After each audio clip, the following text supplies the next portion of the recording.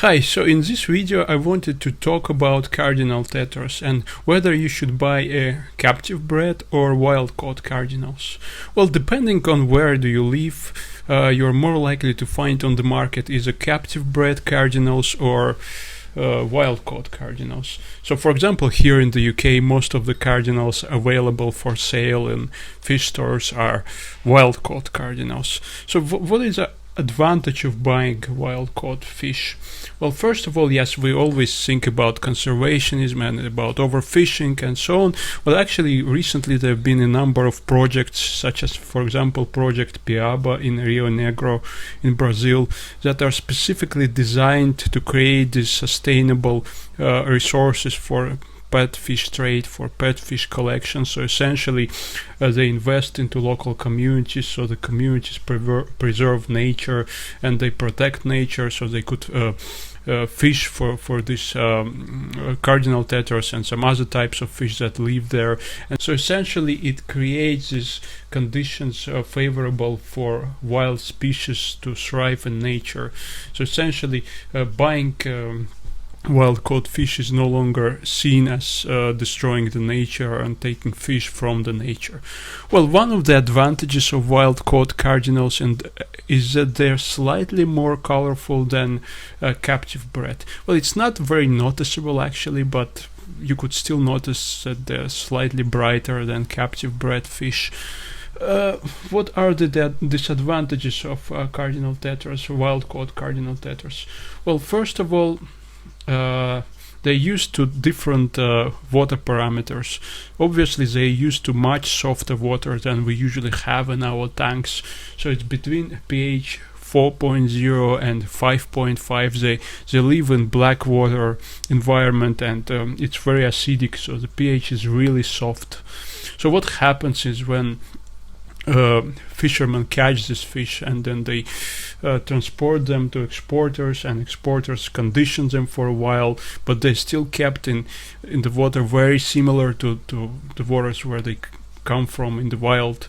Well, then they sent to importers all over the world, and this is where an interesting stuff happens. So if your importer is responsible and reliable, he or she will condition the fish. So they will be in quarantine for at least 2 weeks, hopefully for a month, and this is when they will have to be transferred to the local water, so they have to be used to local water.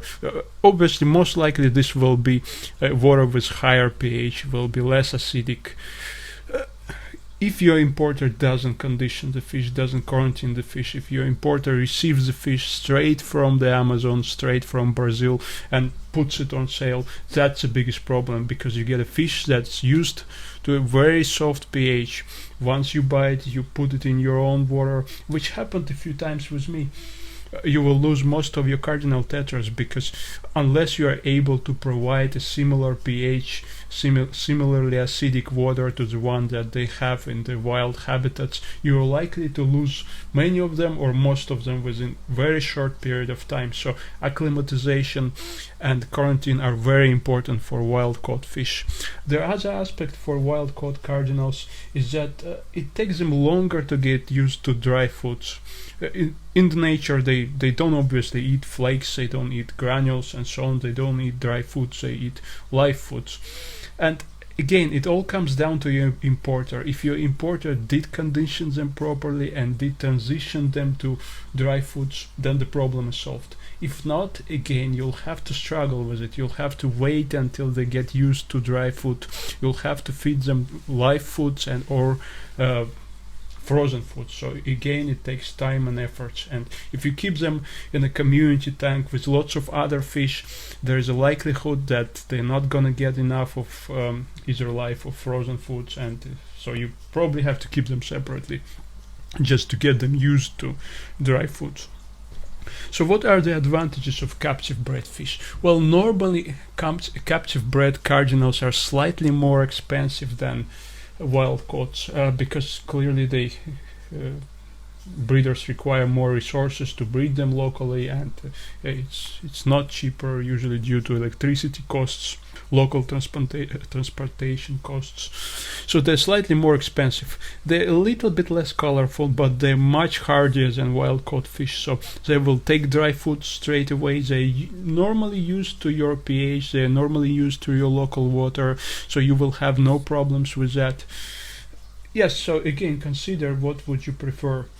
If you have a reliable local importer who can supply you with high quality quarantined fish, then probably wild caught is a good option. If not, captive breds are a safer option.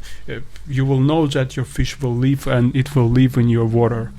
So essentially, yeah, this is the topic of today's video, and again, you can leave in comments whether you had any experience with either wild-caught Cardinal Tetras or captive-bred Cardinal Tetras. And yes, so until the next video.